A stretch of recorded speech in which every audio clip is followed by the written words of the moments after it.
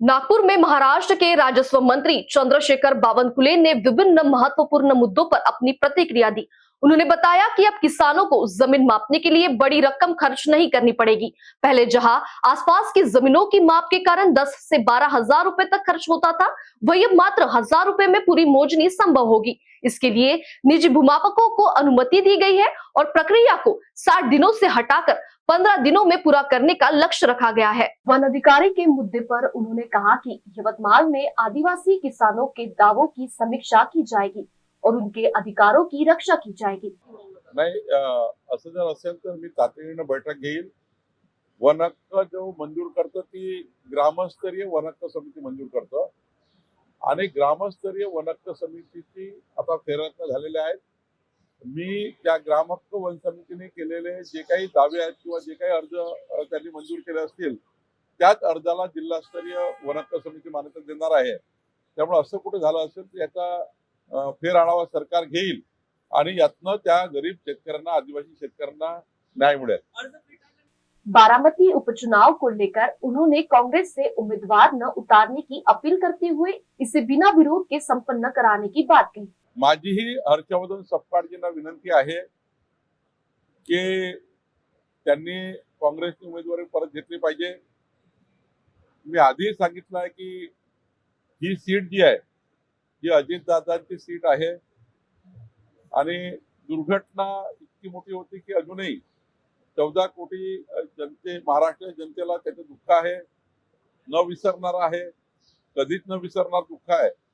आणि मग त्या बारामतीमध्ये प्रत्येक नागरिकाची मागणी आहे, जनतेची मागणी आहे, जनभावना आहे।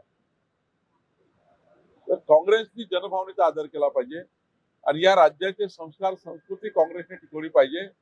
कारण आपण अनेक पूर्व उदाहरण असे आहेत, अशा दुर्घटनांमध्ये आपण कधी निवडणुका लढत नाही, त्या अनोखोच करतो त्या परिवाराकरता।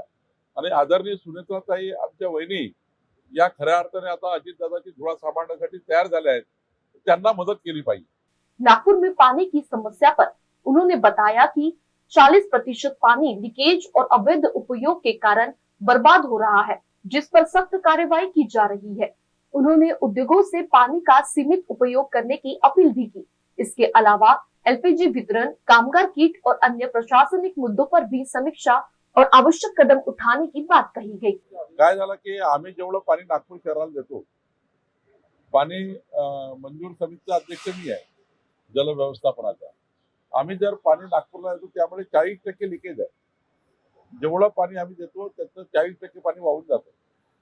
काही ठिकाणी चिल्लू पंप लावले आहे, काही ठिकाणी मोठे मोठे व्यावसायिकांनी जास्तीचा पाणी उचल केलेला आहे।